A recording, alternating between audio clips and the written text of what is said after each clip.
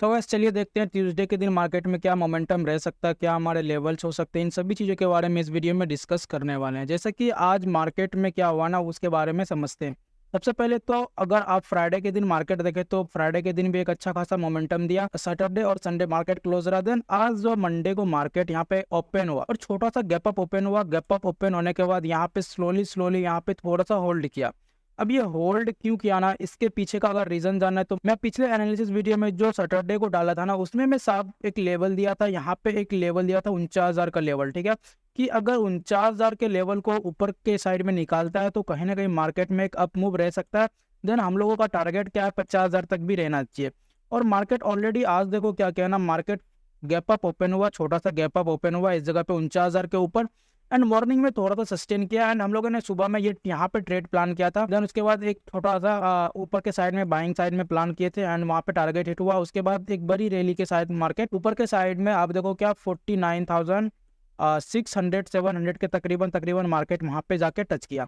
अब जो ये सेलिंग क्यों आया ना, इस सेलिंग के पीछे का कोई रीजन नहीं हो सकता कि आपको दिखेगा क्या मार्केट यहाँ पे इसी जगह पे ऑल टाइम हाई पे आके सस्टेन किया। देन सुबह से मार्केट में एक बाइंग आई, बाइंग आने के बाद यहाँ पे थोड़ा सा होल्ड किया। अभी हम लोगों का क्या यहाँ पे व्यू था ना कि अगर मार्केट इस जगह को होल्ड कर रहा है ना कहीं फिर से इस तरह का कंटिन्यू पैटर्न करना चाहिए। कंटिन्यू बोले तो जैसे कि यहाँ पे मार्केट सस्टेन करता है, फिर वापस कंटिन्यू, फिर यहाँ पे होल्ड किया एक ब्रेकआउट, तो यहाँ पे उसी तरह से होल्ड कर रहा था। और ओवरऑल मार्केट देखो आप 3 दिन से एक अपमूव के रैली की मतलब अपमूव रैली दे रहा था।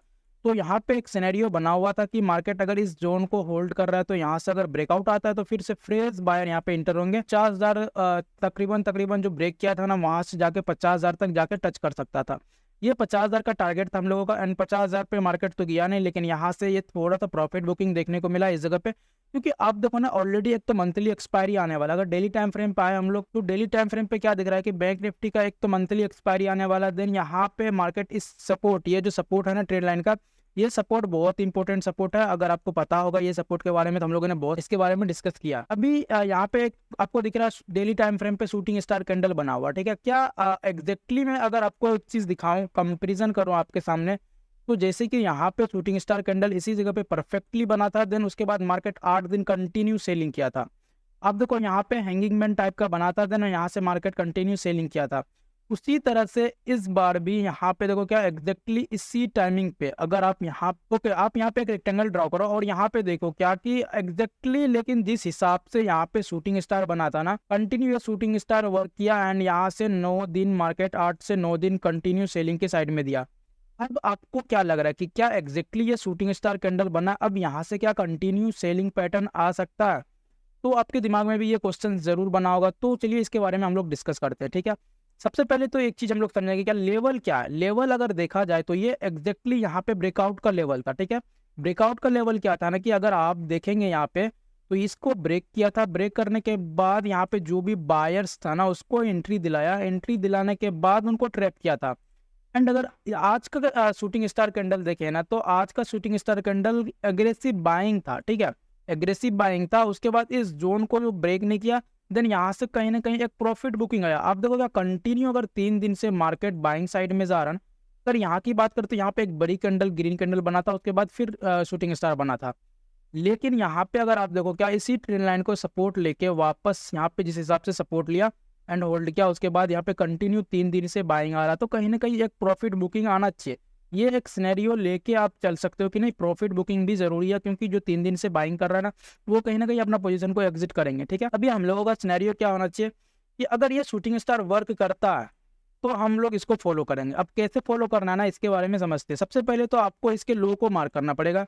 ये लो जो है ना, लो ये बहुत इंपॉर्टेंट लो है और ये लो आप मान सकते हो क्या 49,000, ठीक है।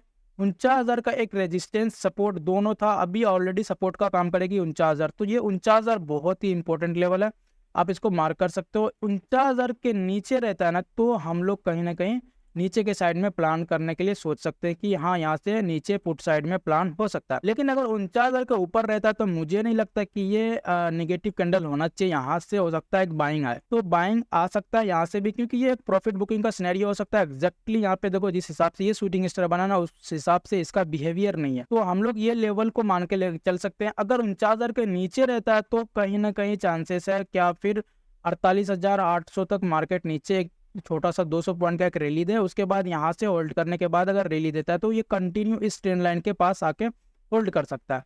आप देखोगे कंटिन्यू इस ट्रेंड लाइन के पास आ सकता है। अगर एग्जैक्टली में ये शूटिंग स्टार वर्क करता है ना, तो कहीं ना कहीं फिर से इसी ट्रेंड लाइन के पास मार्केट आने की कोशिश करेगा। ओके, तो डेली टाइम फ्रेम पे हम लोगों का ये व्यू आना चाहिए क्या, कि अगर मार्केट 49,000 के ऊपर रहता है, इसी जोन के अंदर रहता है, तो यहाँ इस जोन के अंदर आप साइडवेज मान के चल सकते हो, लेकिन नेगेटिव मानना थोड़ा सा डिफिकल्ट है 49,000 के ऊपर।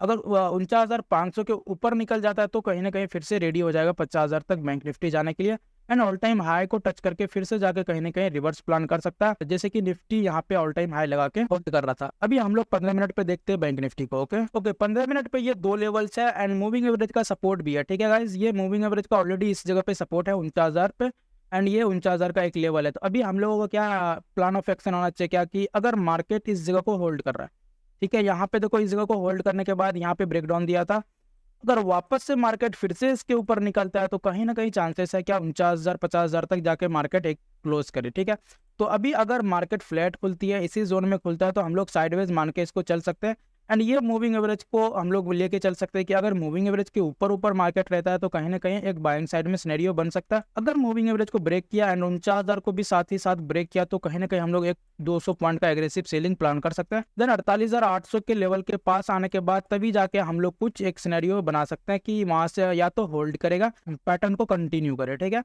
तो ये चीजें आप लोग ध्यान में रख सकते हो। एंड यहाँ पे अगर गैप डाउन खुलता है गाइस, ये चीज ध्यान में रखना, अगर 49,000 के नीचे गैप डाउन खुलता है तो फिर हम लोगों को थोड़ा सा प्राइस ऑफ एक्शन को फॉलो करना चाहिए, प्राइस एक्शन को मानना चाहिए, क्योंकि यहाँ पे देखो अगर 49,000 के लेवल के नीचे गैप डाउन खुलता है तो कहीं ना कहीं एक छोटा सा बाउंस करने के बाद पैटर्न को कंटिन्यू कर सकता है।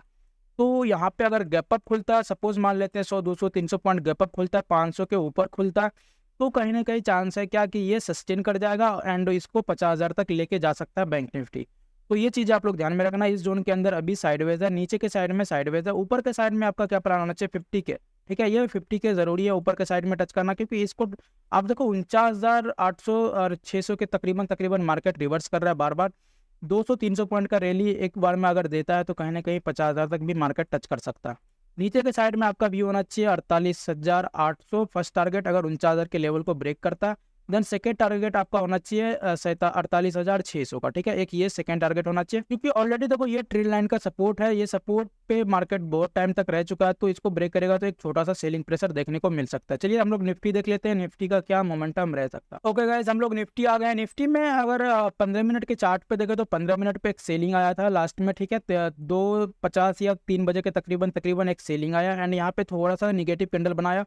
एंड देखो निफ्टी ऑलमोस्ट देखो यहाँ पे इसी जोन को होल्ड कर रहा है, अभी भी यहाँ पे आप देखो क्या निफ्टी सपोर्ट जोन पे आके होल्ड किया। तो क्या लगता है आपको कि निफ्टी यहाँ पे ऑल टाइम हाई को फिर से निकालेगा या फिर निफ्टी यहाँ से बाउंस करेगा? तो आगे देखो, आगे इलेक्शन है, इलेक्शन का रिजल्ट भी आने वाला है, देन मार्केट कहीं भी कुछ भी मोमेंटम दे सकता है। इस चीज पे हम लोग एग्रेसिव डिपेंड नहीं हो सकते किसी एक साइड पे। ठीक है, हम लोगों को क्या, हम लोगों का लेवल है, अगर आप एक लेवल देखो तो यहाँ पे निफ्टी इस लेवल को ब्रेक करने के बाद, डेली टाइम फ्रेम पे देखो कहीं ना कहीं एक बड़ी वॉल्यूम के साथ कैंडल क्लोजिंग आया था। उसके बाद यहाँ पे ये रेड कैंडल क्या बता रहा है ना, ये रेड कैंडल बता रहा है कि ये कैंडल बायर्स का। ठीक है, ये कैंडल बायर्स का, क्योंकि देखो छोटा सा अब देखो क्या गैप अप ओपन हुआ, गैप अप ओपन होने के बाद भी यहाँ पे इसके लो को ब्रेक नहीं किया, पिछले दिन के लो को। ठीक है, ब्रेक करने के बाद सस्टेन कर गया, देन उसके बाद ब्रेक नहीं किया। ठीक है, तो हम लोगों को छोटा सा यहाँ पे क्या दिख रहा है कि निफ्टी में कहीं ना कहीं बायर्स है। अगर इसके हाई को ब्रेक करता है निफ्टी तो कहीं ना कहीं चांस है 23,000 के ऊपर निकलता है तो निफ्टी एक 23,200-250 तक यहाँ से एक अपमूव दे सकता है, निफ्टी फिर से न्यू हाई की तरफ बढ़ सकता है। तो आपको एक चीज ध्यान में रखना पड़ेगा कि अगर निफ्टी यहाँ पे गैप अप ओपन होता है तो कहीं ना कहीं चांस है क्या इस कैंडल को 50% अगर कवर कर जाता है गैप अप के साथ तो मार्केट में एक बाइंग दिख सकता है, यहाँ पे एक बाइंग का व्यू हो सकता है। सिंपल सी ये लॉजिक आप लोग ध्यान में रखना, इसके ऊपर रहना चाहिए निफ्टी। ठीक है, 22,900 के ऊपर रहना चाहिए निफ्टी, इसके ऊपर रहता है तो कहीं ना कहीं 23,000 को ब्रेक करेगा एंड 23,100 200 250 यहाँ तक एक टारगेट ऊपर के साइड में देख सकता है। ये चीजें आप लोग ध्यान में रखना। ओके, हम लोग 15 मिनट पे देखते हैं निफ्टी का। ओके, यहाँ पे 15 मिनट पे एक चीज देखो क्या कि ये एक सपोर्ट था। ठीक है, ये सपोर्ट पे आके मार्केट होल्ड कर रहा है। देन दूसरा सपोर्ट हम लोगों का निफ्टी ये है। ठीक है, 22,800 ऑलरेडी ये 22,800 एक सपोर्ट है, 800 855 ये एक सपोर्ट है। अभी यहाँ पे हम लोगों को क्या एक व्यू होना चाहिए ना कि अगर मार्केट इसी जगह पे खुलता है, फ्लैट खुलती है, इस जगह को होल्ड करता है, तो कहीं ना कहीं पैटर्न कंटिन्यू कर सकता है, 1800 तक भी निफ्टी देखने को मिल सकता है, ठीक है। लेकिन अगर गैप अप खुल जाता है, इसको कवर कर लेता है 50% 80%, अगर इसको कवर कर लेता है गैप अप के साथ, तो कहीं ना कहीं चांस है क्या इसके ऊपर मार्केट फिर से निकल जाए। देन आपको 23,200 250 तक एक टारगेट देखने को मिल सकता है। एंड इसके अंदर में अगर निफ्टी रहता है तो कहीं ना कहीं आपको साइडवेज देखने को मिल सकता है। इसके अंदर में कोई भी प्लान ऑफ व्यू नहीं होना चाहिए हम लोगों का, क्योंकि ये ट्रैप जोन है, ठीक है। तो यहाँ तक आप लोग देख चुके हैं। अगर कोई भी डाउट है, क्वेश्चन है, तो आप लोग पूछ सकते हैं कमेंट में, ठीक है गाइस। अगर वीडियो अच्छा लगा तो वीडियो को एक लाइक जरूर कीजिएगा। मिलते हैं फिर से नेक्स्ट वीडियो में, तब तक के लिए जय हिंद जय भारत।